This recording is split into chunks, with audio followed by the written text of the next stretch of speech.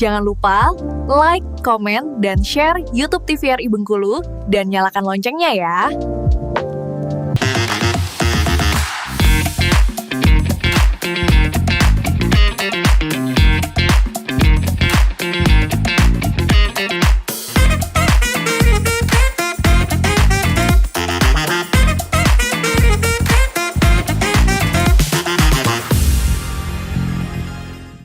Obrolan pas di sini kembali lagi pemirsa Opini. Terima kasih banyak loh ya untuk pemirsa Opini yang selalu setia nonton obrolan pas di sini, dan jangan lupa untuk bisa subscribe sekarang juga YouTube channel TVRI Bengkulu biar bisa nonton nih opini ini di mana saja, dan boleh di-share linknya ke semua grup WhatsApp, mulai dari WhatsApp RT, WhatsApp keluarga, WhatsApp alumni, WhatsApp teman-teman, WhatsApp main bola juga boleh di-share semuanya ya, biar bisa nonton semua teman-temannya obrolan pas di sini. Apalagi sekarang terkaitan dengan pengembangan desa wisata.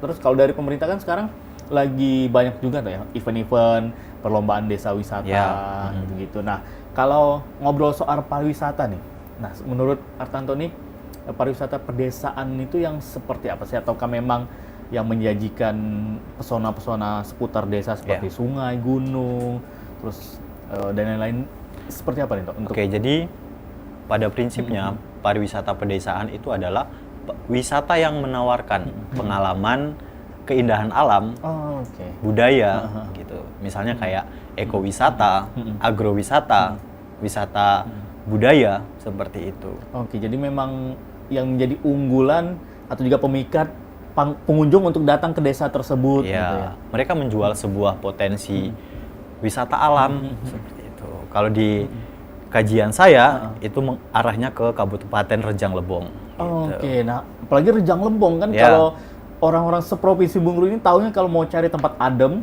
tempat yang sejuk, udah pasti larinya ke Rejang Lebong, ke Curug. Nah, kalau Artanto kemarin itu secara apa ya, secara ininya fokusnya objek wisata di mana itu? Kalau di S2 kemarin itu saya di Pesona Curup. Itu di daerah yang sebelum masuk ke kota Curupnya seperti itu. Itu memang Pesona Curup itu memang belum banyak dikenal juga, sehingga saya ingin melihat bagaimana pemasaran pariwisatanya di situ. Gitu. Sehingga dapat saya simpulkan bahwa ternyata kenapa belum banyak dikenal karena belum melakukan pemasaran secara maksimal. Oke, jadi begitu Artanto ngelihat di situ, datang ke situ, memang secara pengelolaan berarti ini masih swadaya masyarakat gitu, seperti Karang Tarunanya aja. Gitu. Oke. Jadi pada prinsipnya pariwisata pedesaan itu kan bagaimana kepala desa atau Pokdarwis atau kelompok sadar wisata itu dapat membina atau mengembangkan pariwisata yang bekerja sama dengan masyarakat sekitar, sehingga ada istilahnya sumbangsih dari masyarakat untuk kemudian ketika wisata itu sudah jadi ada rasa kepemilikan, oh ini di desa saya ada tempat wisata. Betul. Jadi konsep seperti itu yang sangat menarik untuk dikaji. Oke. Nah, penelitian di situ kemarin berapa lama? Karena penelitian untuk kebutuhan tugas akhir atau tesis itu sekitar 6 bulan. 6 bulan. Nah, apa yang Artanto lihat di situ nih? Selain apa yang menjadi bisa dibilang kendala utama pada saat itu ya, kurangnya eksplorisasi mungkin ke media sosial atau share-share mungkin iklan di media-media gitu. Tentunya kendala utama yang menjadi sebuah permasalahan di pariwisata pedesaan itu adalah sumber daya. Ya, di mana keterampilan sumber daya di setiap sektor-sektor pariwisata pedesaan itu masih sangat lemah. Berarti dari SDM-nya? Ya, dari SDM-nya.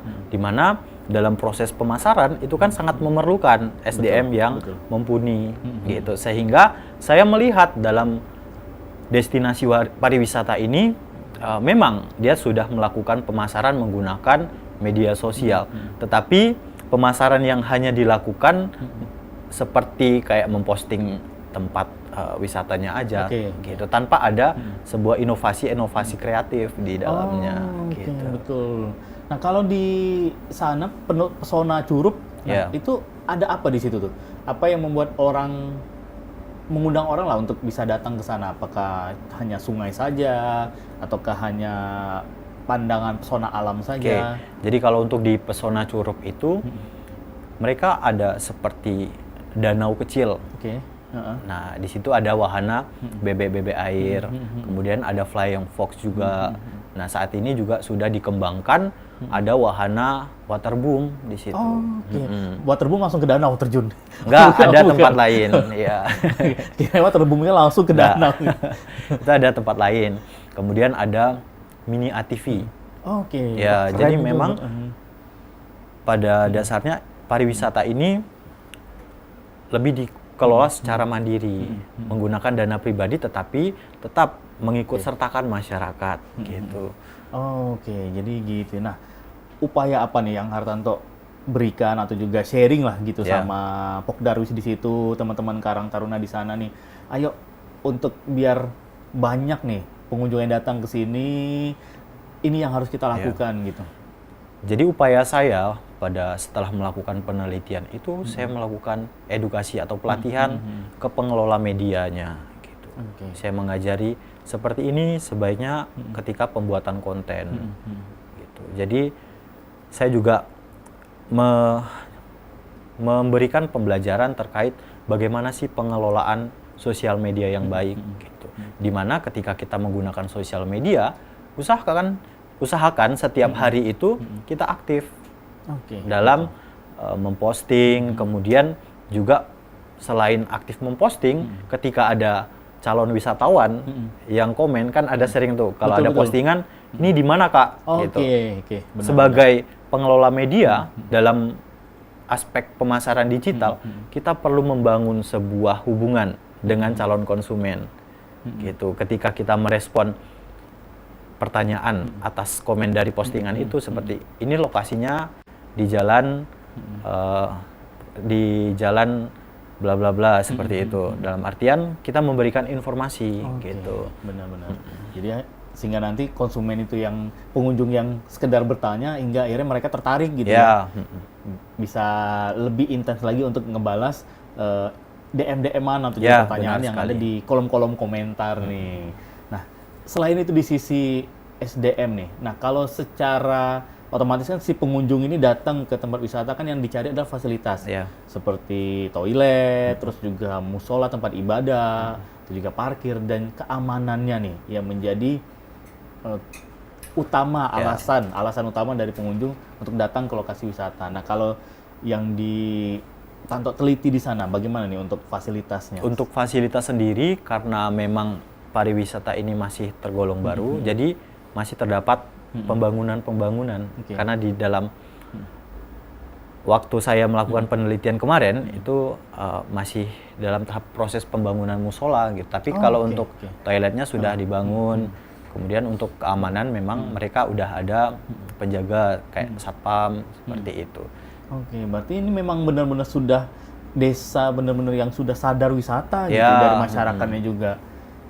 Nah kalau dari kajian ya atau juga ilmu yang Tanto pelajari gitu, untuk progres atau juga pengembangan desa wisata ini, bisa dikatakan satu desa itu layak untuk menjadikan tempat objek wisata.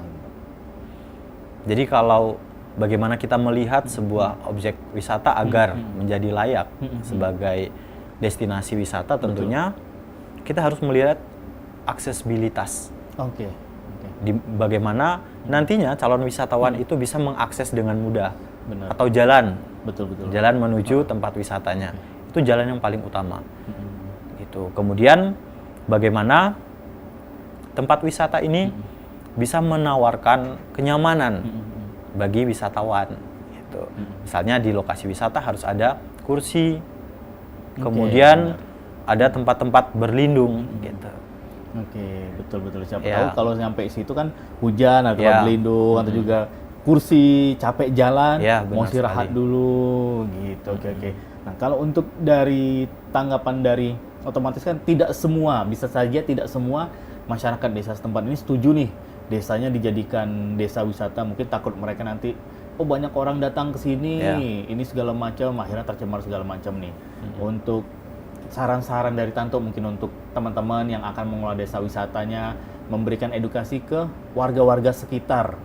Mungkin ada warga yang takut terganggu juga, daerah lingkungannya, banyak orang datang, parkir sembarangan.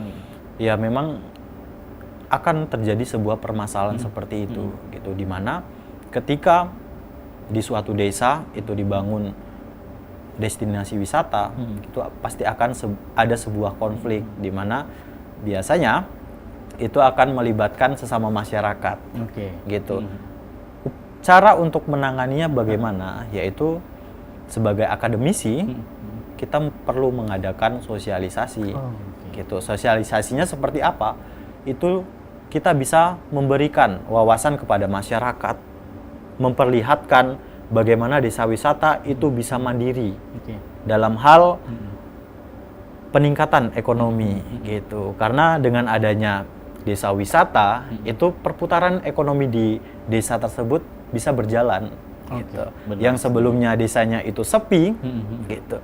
Dan sebelumnya di desa itu masyarakatnya hanya setiap siang mungkin ngobrol, tapi ketika ada potensi wisata di desa itu dan kemudian dikembangkan, kita sebagai akademisi bisa juga mengedukasi ke masyarakat untuk masyarakat ini bisa menciptakan sebuah produk yang nantinya bisa dijual dan memiliki harga atau memiliki nilai ekonomis.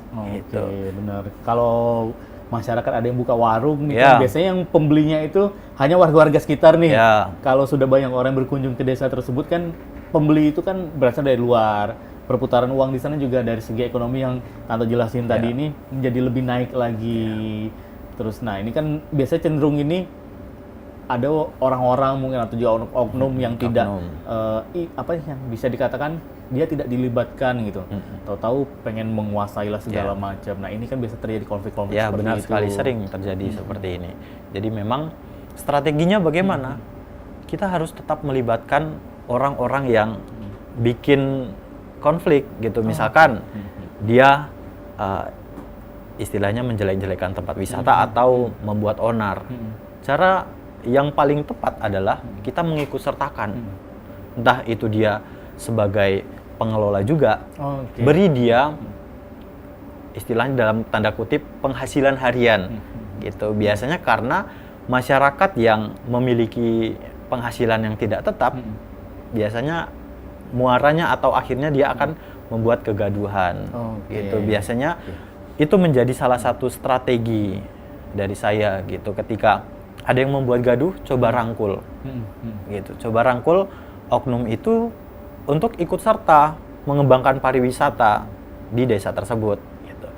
Karena ketika tidak kita rangkul, ya itu akan menjadi sebuah permasalahan di masa yang akan datang, seperti itu. Betul. Mungkin kalau seandainya dia punya lahan yang cukup luas di rumahnya, rangkul dia untuk menjadikan tempat parkir. Benar. Jadi nanti berapa persen ke kasnya desa, berapa persen untuk dia, gitu ya. Agar dia juga punya penghasilan. Betul. Dan menganggap di tempat wisata itu ada dampak loh untuk diri dia, seperti itu. Hingga akhirnya ya dapur ngebul lagi, gitu ya. Biasanya ketika kita, ya sering sih kita rasakan ketika dompet atau uang di dompet itu kosong, kita kan banyak hal yang buat kita marah, dan ada aja kelakuan kita gitu. Dalam artian seperti itu. Udah mulai ujung-ujung tangan-tangan tua nih. Ada aja. Mulai banyak pikiran segala macam. Nah, terus juga kan ini yang menjadi fokus juga saat-saat ini kan banyak sekali desa-desa wisata yang perlu dikembangkan nih, terutama di Provinsi Bengkulu nih. Nah, lebih lanjut lagi pemirsa Opini, nanti kita juga akan sharing ke Tanto nih gimana ngelihat potensi wisata yang ada di provinsi kita ini di Bengkulu. Jangan kemana-mana, tetap di obrolan pas di sini.